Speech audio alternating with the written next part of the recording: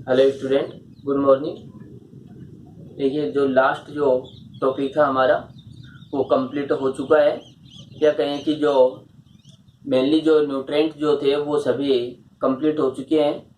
इसके बाद जो नेक्स्ट जो लेसन है हमारा वो है एंजाइम का। देखिए, नेक्स्ट जो लेसन है, हम ये कहें कि जो चैप्टर है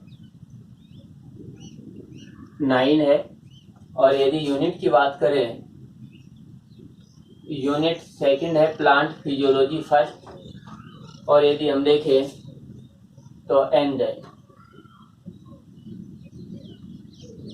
ये हमारा लेसन रहेगा। तो एंजाइम क्या होता है, एंजाइम की जो खोज या डिस्कवर है। इसके बाद हम बात करें, एंजाइम की प्रॉपर्टी रहेंगी, एंजाइम को इफेक्ट करने वाले फैक्टर्स हैं, एंजाइम की मैकेनिज्म, उनका क्लासिफिकेशन, उनका नोमेनक्लेचर। ये पार्ट इस लेसन के अंदर आएंगे। इससे पहले यदि हम बात करें तो एक मेटाबॉलिज्म रिएक्शन है, उसके बारे में डिस्कस करते हैं, उसके बाद हम एंजाइम का डिस्कस करेंगे। तो देखिए,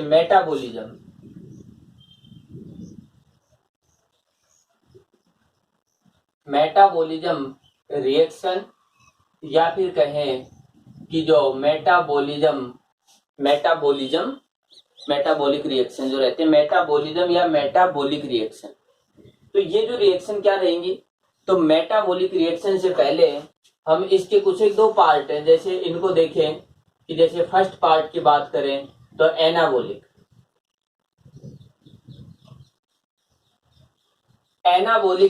रिएक्शंस रहती है, या रिएक्शंस। यदि एनाबॉलिज्म जो रिएक्शंस की बात करें तो यहाँ पर देखिए, जब भी जो लिविंग ऑर्गेनिज्म रहता है उसकी सेल में या उसकी बॉडी के अंदर मेनली जो रिएक्शंस होती हैं वो होती रहेगी। कुछ स्मॉल मॉलिक्यूल्स रहते हैं वो रिएक्ट करेंगे, और लार्ज मॉलिक्यूल्स ब्रेक डाउन होंगे, स्मॉल मॉलिक्यूल्स का फॉर्मेशन करते हैं। तो इस तरीके की मैकेनिज्म है, वो एक लिविंग ऑर्गेनिज्म का करेक्टर है, जो सेल्फ कंट्रोल रहती है, बॉडी के अंदर है, अपने आप कंट्रोल है, सेल्फ कंट्रोल होती है ये रिएक्शन, या कहें कि इनका कंट्रोल हम बाहर से नहीं करते। अब इसके बाद हम कहें कि एनाबॉलिज्म रिएक्शन। तो एनाबॉलिज्म रिएक्शन की यदि बात करें तो देखिए, इसमें एक कंपोनेंट ए है, एक कंपोनेंट बी है, दोनों आपस में रिएक्ट करके एक सी कंपोनेंट बना रहे हैं। सी का मतलब ए और बी आपस में अटैच हो गए हैं, जुड़ गए हैं। तो देखिए, ये जो पार्ट है ये स्मॉल मॉलिक्यूल ये हुआ, स्मॉल मॉलिक्यूल्स ये हुए, और यहां पर इन दोनों मॉलिक्यूल्स के अटैच होने से एक लार्ज मॉलिक्यूल बना, लार्ज मॉलिक्यूल का फॉर्मेशन हुआ। तो एक रिएक्शन ऐसी हुई, स्मॉल मॉलिक्यूल्स रिएक्ट करके लार्ज मॉलिक्यूल्स का फॉर्मेशन करते हैं। तो ये रिएक्शन होती है एनाबॉलिक रिएक्शन। एनाबॉलिक रिएक्शन होती है। यदि इसके एग्जाम्पल की बात करें तो हमें एग्जाम्पल भी देख सकते हैं। देखिए, एग्जाम्पल की बात करें तो हम ये कहेंगे कि CO2 प्लस H2, CO2 के 6 मॉलिक्यूल, H2O के 6 मॉलिक्यूल, ये आपस में रिएक्ट करते हैं। ये कहें लाइट, और इसके बाद है क्लोरोफिल, और यहां पर जो फॉर्मेशन होता है वो होता है C6H12O6 प्लस O2। तो इस समय देखिए, ये जो पार्ट है ये ग्लूकोज, तो ये जो ग्लूकोज बना, ये जो स्मॉल मॉलिक्यूल्स हैं 6 मॉलिक्यूल ये प्लस 6 मॉलिक्यूल ये, टोटली जो है 12 मॉलिक्यूल्स हैं। 12 मॉलिक्यूल्स आपस में अटैच हुए, रिएक्शन की, तो उसके बाद 1 मॉलिक्यूल ग्लूकोज का फॉर्मेशन किया। इसका मतलब 12 छोटे छोटे पार्टिकल्स हैं, ये आपस में अटैच होकर के एक लार्ज पार्टिकल का फॉर्मेशन कर रहे हैं। इस समय लाइट जो है इसका सीधा संबंध रहता है एनर्जी, तो यहां पर एनर्जी यूज में आ रही है, तो एनर्जी को यूज में लेकर के इनमें बॉन्ड बनते हैं, और इस प्रकार की जो रिएक्शन रहती है उसको कहते हैं एनाबॉलिज्म।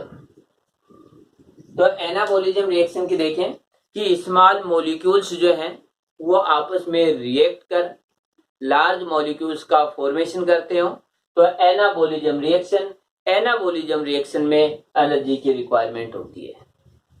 इसके बाद सेकंड जो आती है, सेकंड रिएक्शन देखिए कैटाबोलिज्म, कैटाबोलिक रिएक्शन। तो ये जो कैटाबोलिक रिएक्शन है, यदि इनकी बात करें, ये ठीक इसके अपोजिट है। हम ये कहें कि सी मॉलिक्यूल्स यानी ए और बी, तो इस तरीके की कंडीशन है, सी मॉलिक्यूल से रिएक्शन करता है और ए प्लस बी में ब्रेक डाउन हो जाता है। तो हम ये कहेंगे एक लार्ज मॉलिक्यूल, यानी ये जो मॉलिक्यूल है ये हुआ लार्ज और ये मॉलिक्यूल हुए स्मॉल, स्मॉल मॉलिक्यूल की एक लार्ज मॉलिक्यूल्स ब्रेक डाउन होकर स्मॉल मॉलिक्यूल्स का फॉर्मेशन करता है।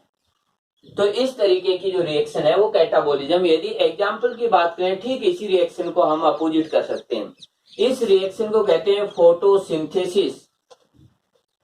इसके अपोजिट जो दूसरी रिएक्शन होगी, इसमें देखिए C6H12 है O6 एंड बिल्कुल वही प्रोडक्ट है प्लस 6O2।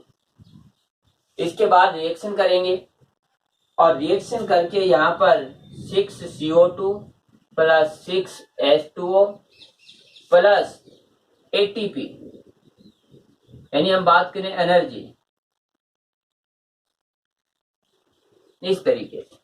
तो ये जो पार्ट है जहां पर हम ये कहें एनर्जी का फॉर्मेशन हुआ और लार्ज मॉलिक्यूल, देखिए ये मॉलिक्यूल्स है, ये वन मॉलिक्यूल्स और ये हुआ लार्ज। एक लार्ज मॉलिक्यूल्स ब्रेक डाउन होकर के ये उसी प्रकार से 6 मॉलिक्यूल टोटली हो गए 12 मॉलिक्यूल्स का फॉर्मेशन करता है। तो यहां पर ये हो गए स्मॉल मॉलिक्यूल्स, स्मॉल मॉलिक्यूल। तो हम ये कहेंगे कि इस प्रकार की रिएक्शन जिसमें लार्ज मॉलिक्यूल्स ब्रेक डाउन होकर स्मॉल मॉलिक्यूल्स में टूट जाता है या कहीं फॉर्मेशन करता है स्मॉल मॉलिक्यूल्स का, तो ये रिएक्शन होती है, ये कहलाती है कैटाबोलिक रिएक्शन और इस समय एनर्जी रिलीज होती है जो हमने शो की है एटीपी के रूप में। तो ये दो रिएक्शन है, एक होती है एनाबोलिक और एक होती है कैटाबोलिक। अब हम बात करते हैं मेटाबोलिक। मेटाबोलिक जो रिएक्शन होती है, इस रिएक्शन के अंदर यदि हम ये कहें एनाबोलिक प्लस कैटाबोलिक, इन दोनों को यदि एक साथ करते हैं तब हम उसे कहते हैं मेटाबोलिक रिएक्शन। तो एनाबोलिक एंड कैटाबोलिक रिएक्शन को यदि हम कॉमनली एक साथ देखें, बोथ रिएक्शंस को यदि एक साथ देख रहे हैं तब हम उसे कहेंगे मेटाबोलिक रिएक्शन या मेटाबोलिज्म रिएक्शन।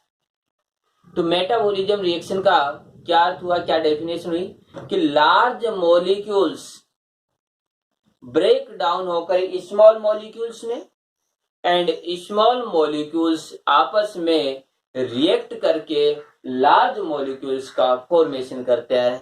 इस तरीके की जो बोथ रिएक्शंस है या कहें एनाबोलिज्म एंड कैटाबोलिज्म, जो बोथ रिएक्शंस हैं यदि एक साथ होती हैं तब इसे हम कहते हैं मेटाबोलिक रिएक्शन। तो लिविंग ऑर्गेनिज्म होता है, उस लिविंग ऑर्गेनिज्म में मेटाबॉलिक रिएक्शन होती है। हमारी बॉडी की बात करें तो अगर बॉडी के अंदर यदि या और सेल्स की बात करें तो उसके अंदर मेटाबॉलिक रिएक्शन चलती है। और जो ये मेटाबॉलिक रिएक्शंस होती हैं, इन मेटाबॉलिक रिएक्शंस के अंदर ऐसा नहीं है कि डायरेक्टली होती है, इनके अंदर कुछ एक पार्टीज जो कुछ एक मॉलिक्यूल्स की रिक्वायरमेंट होती है, कुछ एक प्रोटीन की रिक्वायरमेंट होती है। तो यहाँ पर प्रोटीन की रिक्वायरमेंट होती है, इन प्रोटीन को कहते हैं एंजाइम। इधर भी यदि देखेंगे, इधर भी प्रोटीन की रिक्वायरमेंट है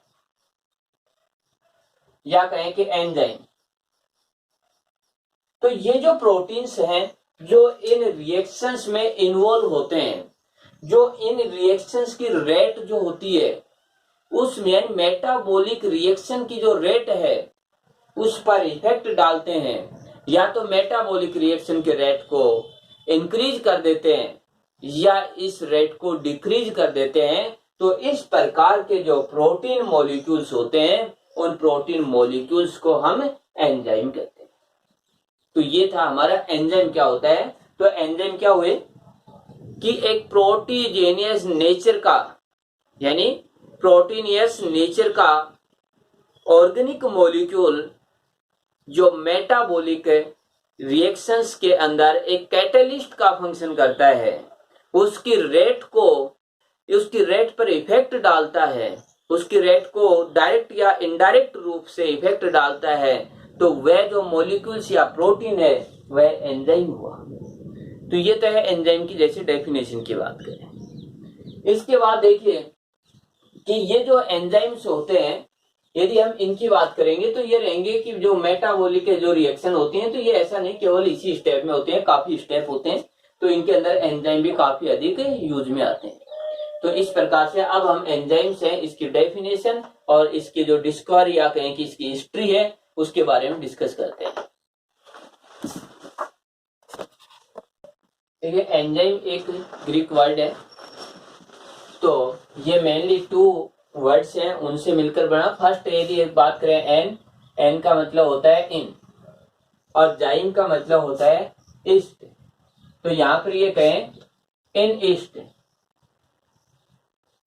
तो सबसे फर्स्ट जो एंजाइम था उस एंजाइम को ईस्ट के अंदर डिस्कवर किया गया, आइडेंटिफाई किया गया, इसीलिए यहां पर नाम रखा इन ईस्ट कि एंजाइम में प्रेजेंट है, ईस्ट में प्रेजेंट है, तो इसी बेस पर ये नाम किया एंजाइम, जिसमें एन का मतलब इन और यहाँ पर जो है जाइम का मतलब ईस्ट होता है, इन ईस्ट।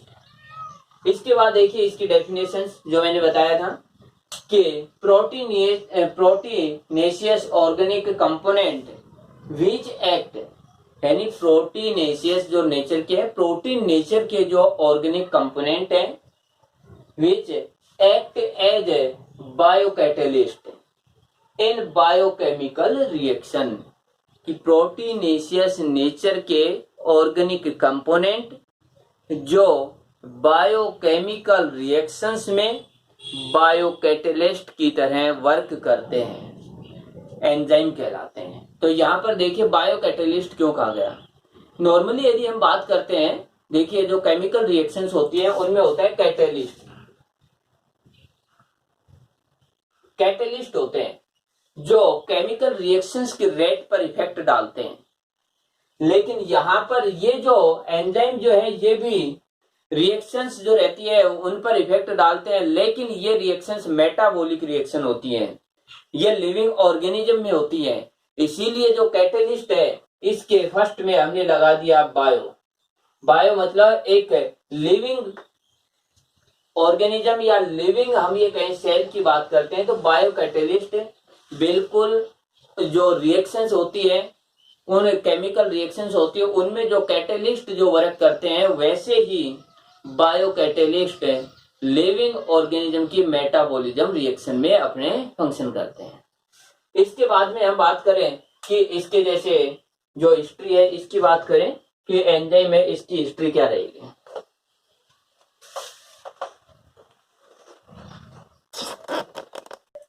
देखिए एंजाइम की हिस्ट्री में सबसे फर्स्ट में बर्जिलियस, एंजाइम को सबसे पहले जो आइडेंटिफाई किया, तो एंजाइम को सबसे फर्स्ट में आइडेंटिफाई बर्जिलियस ने किया और इसने जो नेम प्रपोज किया वो था बायोकैटलिस्ट।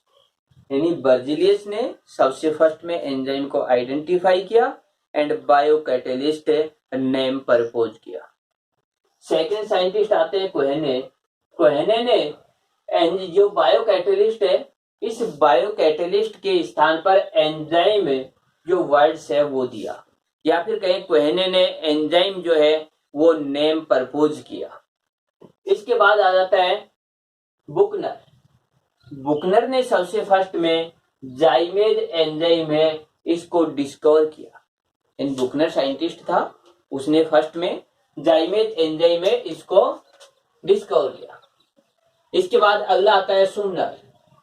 सुमनर ने सबसे फर्स्ट में क्रिस्टलाइन फॉर्म में एंजाइम को आइसोलेट किया, सेपरेट किया एक लिविंग सेल से। तो हम ये कहें कि सुमनर है उसने एंजाइम को क्रिस्टलाइन फॉर्म में सेपरेट किया और वो एंजाइम था यूरिएज एंजाइम। तो यूरिएज एंजाइम जो यूरिया पर अपनी मैकेनिज्म करता है उसको क्रिस्टलाइन फॉर्म में सेपरेट किया, सबसे फर्स्ट में सेपरेट किया सुमनर ने। इसके बाद सुमनर और नॉर्थार्पे ने एक स्पेसिफिक करेक्टर बताया एंजाइम का और ये कहा कि सभी जो all enzymes are made proteins, इस सभी एंजाइम प्रोटीन्स के फॉर्मेशन से ही होते हैं या कई सभी एंजाइम प्रोटीन से ही बने होते हैं। तो ये जो है ये सुमनर और नॉर्थार्पे। इसके बाद सुमनर है, नॉर्थार्पे है एंड स्टेनले, इन 3 साइंटिस्ट को नोबेल प्राइज दिया गया प्रोटीन पर रिसर्च करने के लिए। जैसे कि यहाँ पर प्रोटीन नेचर बताई एंजाइम की, तो प्रोटीन पर अपना मेन वर्क कर रहे थे, तो इसीलिए जो प्रोटीन है इस पर रिसर्च पर इन्हें नोबेल प्राइज मिला। तो देखिए यहाँ पर एक पार्ट आता है कि all enzymes are protein nature, कि सभी एंजाइम प्रोटीन प्रकृति के, या फिर ये कहें कि all enzymes are made proteins, सभी एंजाइम प्रोटीन से बने हुए हैं। बट यहाँ पर केवल एक एक्सेप्शन है, एक अपवाद है और वो होता है राइबोजाइम। राइबोजाइम जो एंजाइम है यह एंजाइम प्रोटीन के मॉलिक्यूल से नहीं बना है, बल्कि ये बना हुआ रहता है आरएनए से, जो एक न्यूक्लिक एसिड है। आरएनए एक न्यूक्लिक एसिड है, नहीं कि प्रोटीन है। तो हम ये कहें कि राइबोजाइम एक एक्सेप्शन है जो प्रोटीन से नहीं बनता है बल्कि आरएनए से बनता है। तो ये थे एंजाइम के कुछ एक पार्ट की, इसको डिस्कवर किया गया, उसमें किस साइंटिस्ट ने किस तरीके से इन्वॉल्व हुआ, क्या पार्ट है उसका डिस्कवर किया। इसके बाद देखिए हम बात करेंगे कि एंजाइमों की। तो इसमें देखिए सबसे पहले हम बात करें कि जो एंजाइम है ये एंजाइम है, हम ये कहते हैं प्रोटीन के फॉर्मेशन होते हैं, प्रोटीन के बने होते हैं, कि all enzymes are formation from protein. अब यहाँ पर यदि बात करें तो हम ये कहेंगे कि एंजाइम जो है वो सिंपल एंजाइम, सिंपल एंजाइम होते हैं वो ऐसे एंजाइम है ओनली प्रोटीन से बने हुए रहते हैं, ओनली प्रोटीन से, यानी इन एंजाइम्स का जो फॉर्मेशन हुआ वो ओनली प्रोटीन से ही होता है, अदर पार्टिकल्स इनमें अब्सेंट होते हैं। और एग्जाम्पल की बात करें तो जैसे पेप्सिन हुआ, रेनिन हुआ, ये एंजाइम जो है ये प्रोटीन नेचर के होते हैं, ओनली प्रोटीन के ही बने हुए रहते हैं, अदर पार्टिकल्स इनमें नहीं होता है। तो ऐसे एंजाइम जिनमें ओनली प्रोटीन होता है उसको हम कहते हैं सिंपल एंजाइम। सेकंड आता है कि फर्स्ट यानी types of enzyme, types of enzyme इनके फॉर्मेशन के बेस पर। सेकंड आता है होलो एंजाइम या conjugated enzyme.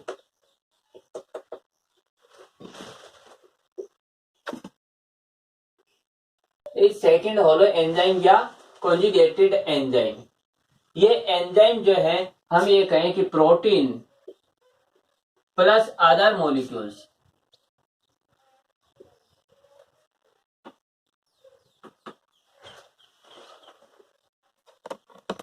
Protein plus other molecules हैं, इनके फॉर्मेशन से जो एंजाइम बनेगी। प्रोटीन तो प्रेजेंट रहेगी, प्रोटीन इसमें भी है, लेकिन इसमें केवल प्रोटीन है, अदर मॉलिक्यूल्स नहीं है। इसमें प्रोटीन के साथ अदर मॉलिक्यूल्स हैं। तो प्रोटीन और अदर मॉलिक्यूल्स के जो फॉर्मेशन से जो एंजाइम बनेगा उसको हम कहेंगे होलो एंजाइम या कॉन्जुगेटेड एंजाइम। तो इसके अंदर देखिए यदि हम बात करें होलो एंजाइम, होलो एंजाइम के दो पार्ट, एक पार्ट जो है वो तो हुआ protein part, protein part, plus दूसरा पार्ट है नॉन प्रोटीन।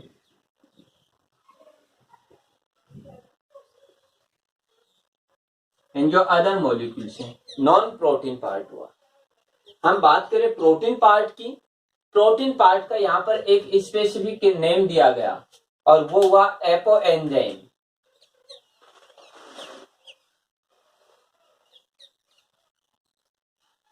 यानी एंजाइम, होलो एंजाइम में जो प्रोटीन पार्ट होता है उस प्रोटीन पार्ट को एपो एंजाइम कहा गया।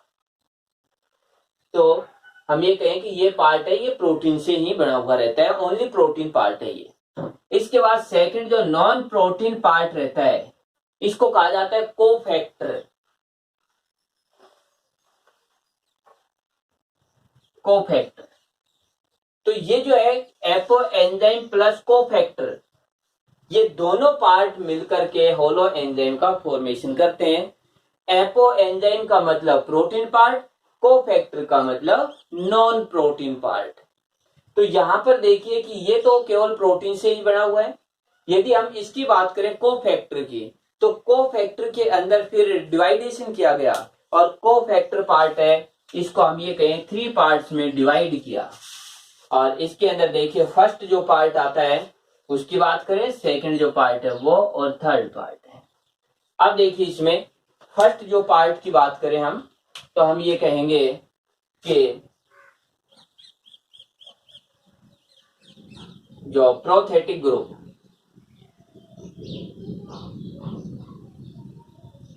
प्रोस्थेटिक ग्रुप, इसके बाद सेकंड है को एंजाइम, और इसके बाद है आयन एक्टिवेटर। ये 3 पार्ट्स होते हैं इसके अंदर।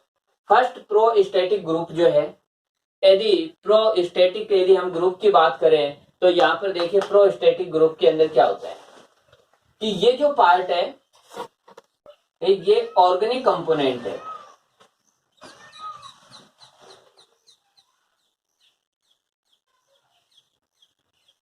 तो ये जो ऑर्गेनिक कंपोनेंट है प्रोस्थेटिक ग्रुप, यदि इस ऑर्गेनिक कंपोनेंट की हम बात करें तो इसके अंदर देखिए ये जो प्रोटीन से टाइटली अटैच रहता है। यानी हम ये कहें कि प्रोस्थेटिक जो ग्रुप है और प्रोटीन पार्ट है ये बहुत ही टाइटली अटैच रहते हैं, जुड़े रहते हैं, और इस प्रोस्थेटिक ग्रुप को नॉर्मली प्रोटीन से सेपरेट नहीं कर सकते हैं। यदि इसे सेपरेट करेंगे तो ये प्रोटीन पार्ट जो है डीनेचर हो जाता है या कहीं ब्रेक डाउन हो जाता है, टूट जाता है। यदि एग्जाम्पल की बात करें तो हम एग्जाम्पल लेते हैं जैसे साइटोक्रोम। एग्जाम्पल में हुआ साइटोक्रोम या कहें फ्लेवोप्रोटीन, ये इसके एग्जाम्पल हुए। इसके बाद सेकंड पार्ट आता है कि ये कोएंजाइम, ये भी ऑर्गेनिक ही है, ऑर्गेनिक कंपोनेंट है। यदि इसकी बात करें ये प्रोटीन से टाइटली बाइंड नहीं होता है। यदि इसे हम सेपरेट करना चाहें तो ये प्रोटीन से आसानी से इजीली सेपरेट हो जाता है। और इसके एग्जाम्पल की बात करें जैसे NAD, FAD, NADP, इस तरीके के पार्ट जैसे होंगे वो सब आएंगे कोएंजाइम की कैटेगरी में, जो इजीली प्रोटीन से सेपरेट हो सकते हैं। यानी ये टाइटली बाइंड है और ये इजीली बाइंड है, दोनों है ऑर्गेनिक कंपोनेंट ही। यदि टाइटली बाइंड हो जाए प्रोस्थेटिक ग्रुप, यदि लूजली या कहें कि लूजली जो बाइंड रहता है उसको कोएंजाइम बोलेंगे। इसके बाद है आयन एक्टिवेटर, जो इससे फर्स्ट लेसन में हमने पढ़ा कि कुछ एक आयंस ऐसे थे जो एंजाइम की मैकेनिज्म है उन पर इफेक्ट डालते हैं। जैसे हम बात करें आयरन, जैसे मैग्नीज, जैसे निकेल, इस तरीके से यदि हम बात करें तो कोई भी जैसे रहते हैं जैसे कोबाल्ट है, तो इस तरीके के जो भी आयन थे वो आयन है इस प्रोटीन के साथ जुड़े हुए रहते हैं, अटैच रहते हैं, तो इनको कहते हैं आयन एक्टिवेटर। ये एंजाइम जो रहते हैं उनकी स्ट्रक्चरल कोई भी पार्ट नहीं है, बल्कि एंजाइम जो है उनके साथ अटैच होकर उनकी जो रेट होती है या उनकी कैपेसिटी होती है उसको इंक्रीज कर देते हैं। तो इस प्रकार से हमारे ये जो पार्ट थे ये आते हैं कि एक होलो एंजाइम क्या है और एक सिंपल एंजाइम क्या होता है। तो होलो एंजाइम में प्रोटीन और नॉन प्रोटीन दो पार्ट होते हैं। Protein part apo enzyme, non protein को जो है कोफैक्टर बोलते हैं। इसके बाद